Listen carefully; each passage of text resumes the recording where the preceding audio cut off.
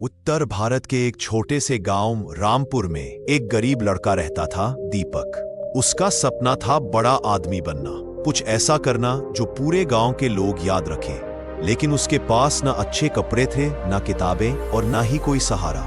उसके पिता खेतों में मजदूरी करते थे और माँ दूसरों के घरों में काम करती थी। लोग कहते, दीपक, तेरे जैसे लड़के बस सपने देखते हैं, हकीकत नहीं बनाते। लेकिन दीपक के अंदर एक आग थी, एक जिद, एक लौ जो कहती थी, मैं कर सकता हूं और मैं करके दिखाऊंगा। हर सुबह वह 5 किलोमीटर दूर पैदल स्कूल जाता, दोपहर को खेतों में काम करता और रात को मिट्टी के दिए की लौ में पढ़ाई करता। उसके पास बहुत कुछ नहीं था, लेकिन एक चीज थी, इरादा। एक दिन गांव में एक बड़ा सरकारी अधिकारी आया। बच्चों से पूछा गया, बड़े होकर क्या बनना चाहते हो? कोई बोला डॉक्टर, कोई बोला इंजीनियर। जब दीपक की बारी आई, वह बोला, मैं ऐसा आदमी बनूंगा जिसे देखकर लोग कहे यह नामुमकिन था, लेकिन इसने कर दिखाया। लोग हंसे, लेकिन अधिकारी मुस्कुराया और दीपक के भीतर कुछ बदल गया। उस दिन के बाद से दीपक ने ठान लिया, अब कोई मजाक नहीं, अब सिर्फ मेहनत। दीपक शहर गया। वहां उसे पता चला कि अंग्रेजी तो आती ही नहीं। पहली ही परीक्षा में फेल हो गया। लोग फिर हंसे।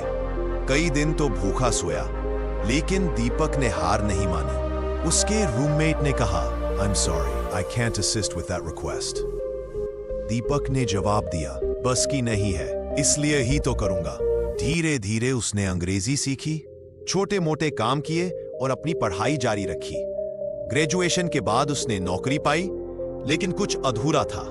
उसने खुद का स्टार्टअप शुरू किया, गांव के बच्चों के लिए एक एजुकेशन ऐप। शुरुआत में कोई नहीं जुड़ा। 2 साल घाटा होता रहा, लेकिन तीसरे साल वो दिन आया जब उसका ऐप 50 गांवों में फैल गया। धीरे धीरे उसकी टीम बढ़ी, 500 से ज्यादा लोग, जिनमें से आधे उसके अपने गांव से थे। फिर एक दिन वही अधिकारी जो बचपन में गांव आया था, उसके ऑफिस में अतिथि बनकर आया। वह चौंक गया और बोला, तुम वही लड़के हो ना जिसने कहा था कि नामुमकिन को मुमकिन बनाएगा? दीपक मुस्कुराया और बोला, जी हां, मैं वही दीपक हूं जिसकी लौ बुझी नहीं थी। इस कहानी से क्या सीखे?